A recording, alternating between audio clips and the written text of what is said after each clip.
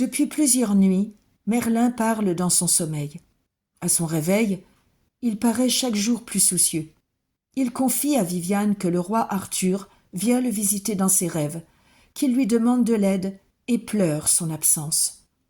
Merlin ajoute tristement que le règne d'Arthur se terminera bientôt à l'issue d'une immense bataille. La fée n'ignore pas qu'Excalibur, l'épée de l'autre monde, ne peut servir qu'un roi choisi par les dieux et les puissances de la terre. Si celui-ci disparaît, nul n'est digne alors, hormis les fées, de veiller sur l'arme merveilleuse. C'est pour cela que Merlin l'a instruite, pour que les forces qui président au destin du monde puissent lui confier un jour la garde d'Excalibur. Viviane sait que le jour où elle recevra l'épée, elle devra remplacer une dernière fois Merlin auprès du roi aux 3 couronnes. Quelques jours passent. Des rumeurs colportées par les voyageurs parviennent jusqu'en Brocéliande. Dans l'île de Bretagne, le roi Arthur aurait rassemblé ses derniers fidèles pour défendre le royaume contre Mordred, son neveu, son fils peut-être, qui cherche à s'emparer de la couronne.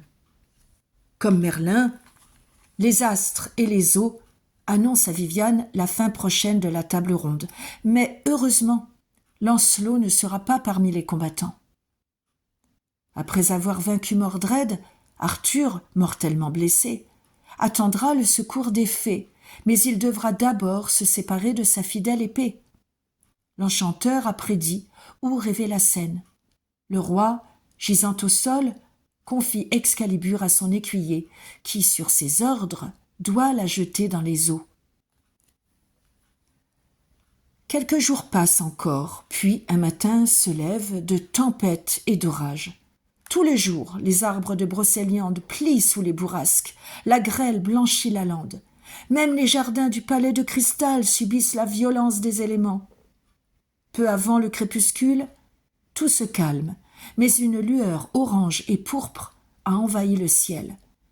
Les corbeaux tournoient au-dessus de la forêt, qui résonne de leur croassement lugubre.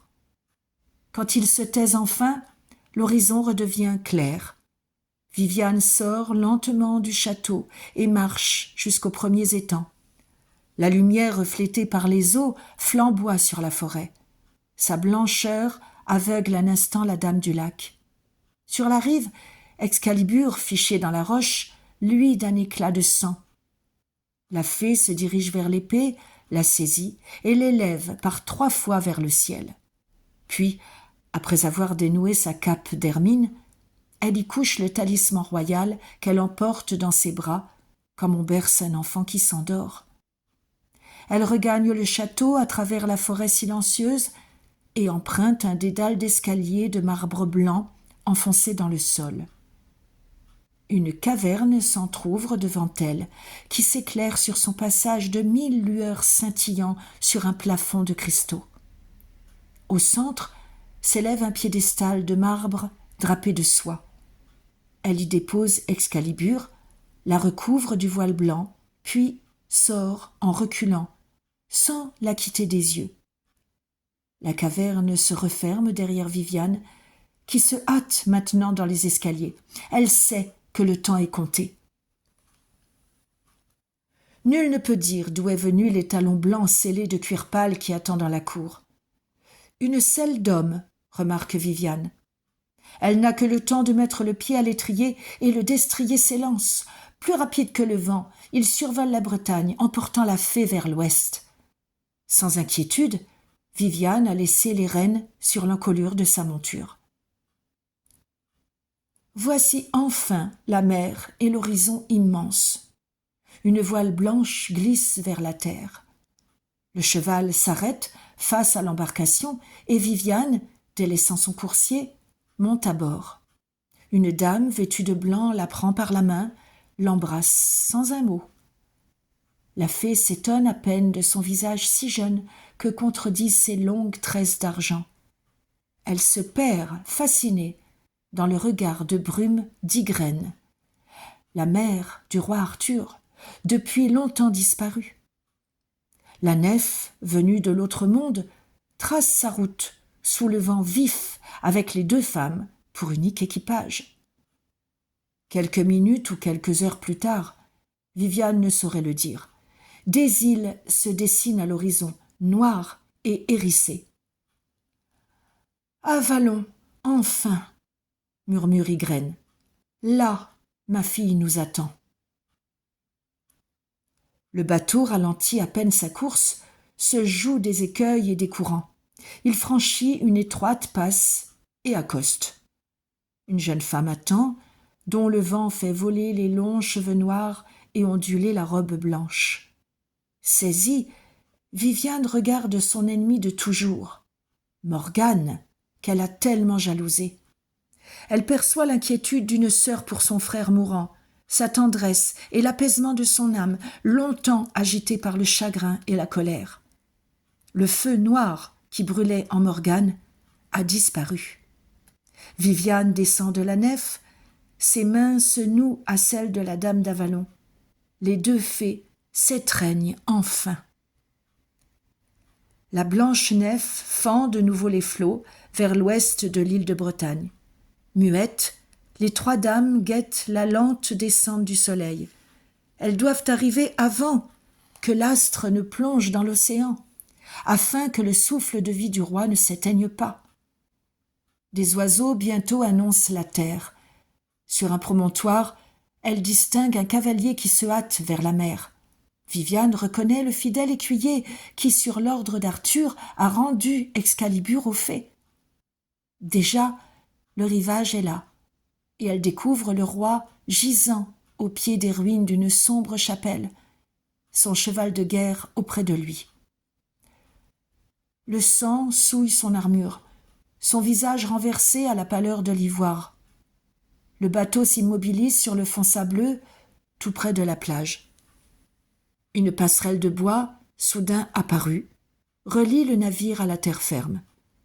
Ygraine et Viviane veulent s'élancer, mais Morgane les retient d'un regard. Une lumière intense envahit le ciel, comme si le soleil, si bas sur l'horizon, venait de reprendre son élan vers le zénith. En même temps, la pluie se déchaîne au-dessus du roi mourant, une pluie douce et abondante, à travers laquelle naissent de mouvants arcs-en-ciel.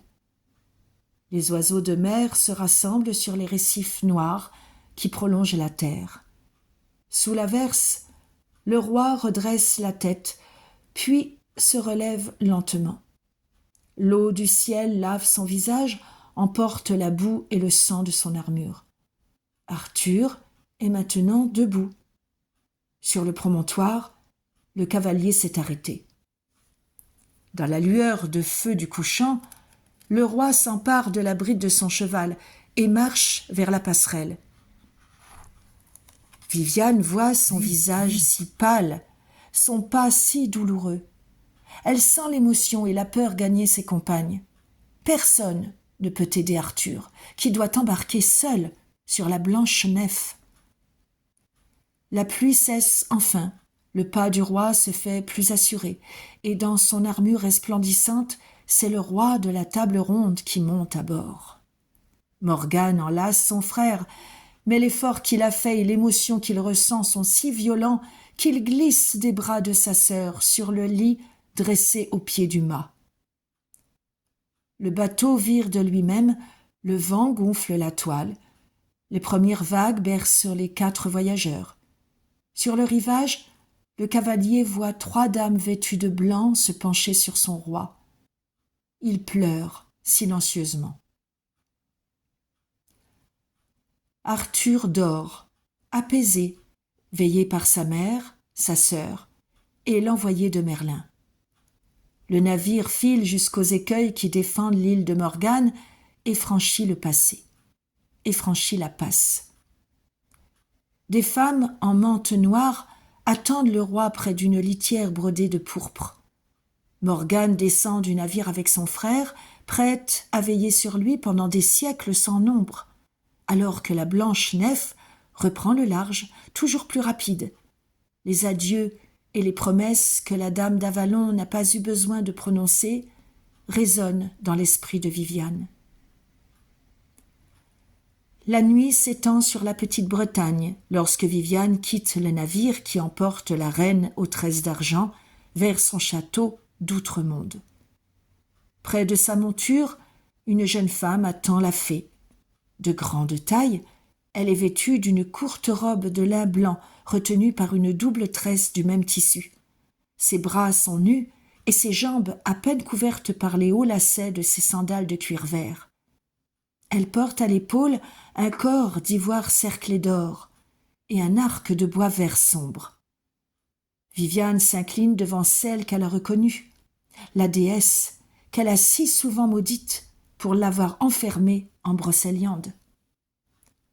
« Tu as accompli ce que la destinée attendait de toi, fille de la forêt. Tu peux désormais aller où tu veux. Décide-toi maintenant, car je ne t'offrirai pas 2 fois la liberté que tu as tant désirée. » Impatient, le cheval encense, gratte le sol de son sabot. Viviane regarde autour d'elle la grande houle de la mer et la ligne sombre des collines. Elle perçoit les promesses du vaste monde. Lorsqu'elle saute en selle, son cheval se cabre. Elle le retient un instant, puis se penche vers Diane. « Un monde entier m'attend en Brocéliande, et je n'en veux point d'autre, » murmure-t-elle. Et elle enlève sa monture dans la nuit étoilée.